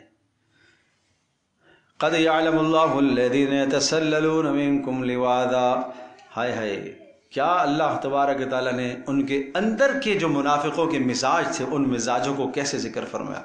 قد یعلم اللہ الذین، اللہ خوب جانتا ہے ان لوگوں کو، یتسللون منکم لواذا، جو کھسک جاتے ہیں آپ کی اس مجلس سے، لوازن، آنکھ چرا کر، چھپا کر۔ منافق بیٹھے ہوئے ہوتے تھے نا، دیکھتے تھے کوئی ایک آدمی پیشاب کے لیے اٹھتا ہے، ہم بھی ساتھ چلے جائیں گے، ہاں رسول ادھر دیکھ رہا ہے، چلو آہستہ سے نظر چرا کے نکل جاتے تھے۔ حاضری لگ گئی نا بھائی، چلو بھاگو، نہیں سمجھے؟ تو یہاں پر بھی ایسا ہوتا ہے نا کبھی کبھی، حاضری لگ گئی نا، چلو پتلی گلی سے اب بھاگو، حاضری لگ گئی، دیکھ لیا نا حضرت نے، ٹھیک ہے دیکھ لیا، بھاگو۔ سمجھے بھائی، یہ آداب مجلس ہیں، آداب مجلس ہیں، ایسا نہیں کرو۔ یتسللون، تسلل کس کو کہتے ہیں؟ بکریاں جس نے چرائی ہو نا اس کو بڑا اچھا سمجھ میں آئے گا، یا بکریاں نہیں چرائی ہیں، چلو کوئی جانور اس نے رکھے ہو نا، بکریاں، بیل، گائے، اس قسم کے جو جانور ہوتے ہیں ان کو رسی ڈالی جاتی ہے، گردن میں، گلے میں رسی ہوتی ہے۔ اور کبھی کبھی جانور جو سرکش ہوتا ہے نا، تو جب آپ آگے چل رہے رسی اس کی لگام پکڑے ہوئے تو پیچھے سے سر نکال لیتا ہے، رسی سے آہستہ سے سر نکال لیتا ہے، آپ کو پتہ نہیں چلا نا، سر نکال لیتا ہے تو نکال کے بھاگ جاتا ہے۔ جب رسی ہلکی ہوتی ہے تو پھر پتہ چلتا ہے کہ وہ سانپ تو وہاں سے جا رہا ہے۔ تو اس طرح سے منافق چپکے سے سر نکال کے نکل جاتے تھے وہاں سے۔ خبردار یہ نہیں کرو بھائی۔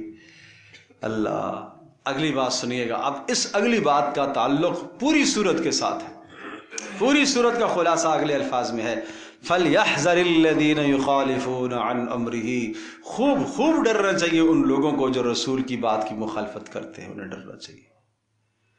جو رسول کی سنت کی مخالفت کرتے ہیں، جو رسول کے طریقے کی مخالفت کرتے ہیں، انہیں ڈرنا چاہیے، انہیں خوف ہونا چاہیے۔ کس بات سے ڈرنا چاہیے؟ ان تصیبہم فتنۃ، کہ کوئی بہت بڑا فتنہ ان پر آ جائے، کوئی بہت بڑا عذاب آ جائے اس دنیا میں۔ فتنہ سے مراد دنیا کے اندر عذاب ہے۔ او یصیبہم عذاب علیم، یا آخرت میں دردناک عذاب ان کو چھوئے۔ ہم تو کہتے ہیں نا سنتی تو ہے، کیا بات ہے، اچھا فرض تو نہیں ہے نا بھائی؟ نہیں فرض تو نہیں ہے بھائی۔ اچھا فرض نہیں ہے تو پھر کیا مسئلہ ہے؟ پھر کوئی ضروری تھوڑی ہے اس کو پورا کرنا۔ ہم سنت کو یوں استخفاف اور ہلکا کر کے ٹال دیتے ہیں۔ فرض تو نہیں ہے نا، واجب تو نہیں ہے، سنتی۔ قرآن کیا کہہ رہا ہے؟ فَلْيَحْذَرِ الَّذِينَ يُخَالِفُونَ عَنْ أَمْرِهِ، خوب ڈرنا چاہیے، بچنا چاہیے ان لوگوں کو، رسول کی مخالفت سے بچنا چاہیے بھائی، انہیں ڈرنا چاہیے۔ کیوں؟ جو رسول کی مخالفت کرتے ہیں، ان تصیبہم فتنۃ، انہیں کوئی فتنہ پہنچے اس دنیا میں، کوئی بڑا عذاب آئے یا دردناک عذاب آخرت میں آئے۔ تو اپنے گھروں میں غور کرو، فکر کرو، گھروں کے اندر کون کون سی چیزیں جو رسول کی مخالفت میں ہیں، ہٹاؤ ان کو۔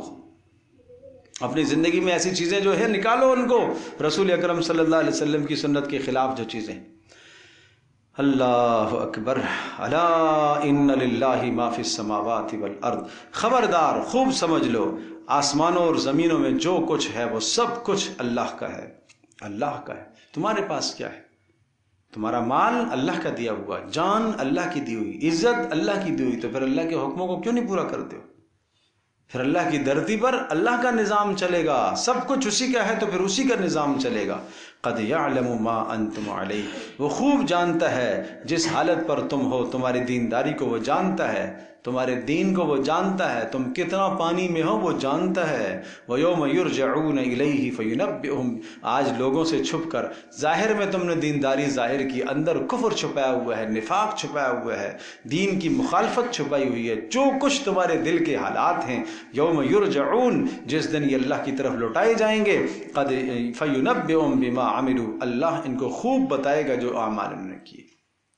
یعنی بتائے گا، سب سامنے لے کر آئے گا. واللہ بکل شیء علیم. اور اس بات کی کیا تخصیص ہے؟ اللہ تو ہر چیز کو جاننے والا ہے. تمہارے اعمال کی کیا تخصیص ہے؟ اللہ تو ہر شے کا جاننے والا ہے، خوب علم رکھتا ہے. اللہ تبارک و تعالیٰ کے فضل و کرم سے سورۃ النور کی تفسیر اور ترجمہ تفصیل کے ساتھ ہم نے کیا ہے الحمدللہ، اور آج اختتام کو پہنچا ہے. الحمدللہ علی ذالک. ضرورت عمل کی ہے بھائی، ضرورت عمل کی ہے. دیکھا آپ نے، سنا کتنی اہم باتیں، کتنے اہم مضامین سورۃ النور کے. ہر گھر کی ضرورت ہے، ہر فرد کی ضرورت ہے، مردوں کی بھی ضرورت ہے، عورتوں کی بھی ضرورت ہے، بچوں کی بھی ضرورت ہے، بچوں کے احکام بھی آئے نا، بچوں کی بھی ضرورت ہے. تو اس طرح سے قرآن اللہ کا کلام ہے، اس کو سیکھنے کی کوشش کرو، اس کو بار بار سنو. یہ تفسیر کو کھول کے پھر سنو، پھر سنو. ایک ہفتہ آپ کے پاس ہوتا ہے، اس ایک ہفتے میں پورا اسے سنا کرو. اللہ پاک عمل کی توفیق عطا فرمائے. الحمدللہ رب العالمین والصلاة والسلام علی سید الانبیاء المرسلین وعلی آلہ وصحبہ امتی اجمعین. اللہم انا نسألک الہدی والتقی والعفاف والغنی. اے اللہ ہماری اس مجلس کو قبول فرما. اے اللہ تیرے فضل سے، تیرے کرم سے، تیری مہربانی سے اے اللہ سورۃ النور کی تفسیر اور ترجمہ مکمل ہوا. اے اللہ باقی بھی اپنے فضل سے، اپنے کرم سے مکمل کرا دے. اے اللہ اپنے فضل سے، اپنے کرم سے باقی بھی مکمل کرا دے. اے اللہ جس طرح سے ہمیں حق ادا کرنا چاہیے تھا، حق نہیں ادا کر پائے، اے اللہ یہ جرم ہمیں معاف فرما. اے اللہ ہمیں معاشرے میں محنت کی توفیق عطا فرما. اے اللہ اس تفسیر کے اثرات پورے اس محلے کے اندر عام فرما، اس خاندان میں عام فرما، پوری دنیا میں عام فرما. اے اللہ ہماری اس محنت اور کوشش کو اپنی بارگاہ میں قبول فرما. جتنے بزرگ حضرات آئے ہیں، مائیں بہنیں تشریف لائی ہیں، سب کا آنا اپنی بارگاہ میں قبول فرما. اے اللہ سب کا آنا قبول فرما، عمل کی توفیق عطا فرما. اے اللہ اس کے اختتام اس کے تک استقامت کے ساتھ ہمیں آنے کی توفیق عطا فرما. اے اللہ اپنے کاموں کو موقوف کر کے، دائیں بائیں کر کے، اے اللہ اس وقت کو کام، اور اے اللہ اس وقت کو زیادہ سے زیادہ قیمتی بنانے کی توفیق عطا فرما. اے اللہ رکاوٹوں کو دور فرما. اے اللہ جو بیمار ہیں انہیں شفا عطا فرما. جنہوں نے دعاؤں کے لیے کہا ہے، اے اللہ ان کی حاجات و ضروریات کو پورا فرما. اے اللہ ہم سب کی ضروریات کو پورا فرما. ہم سب کا خاتمہ ایمان پر فرما. بری موت سے اے اللہ، برے خاتمے سے ہماری حفاظت فرما. وصلی اللہ تعالی علی خیر خلق محمد و علیہ وسلم.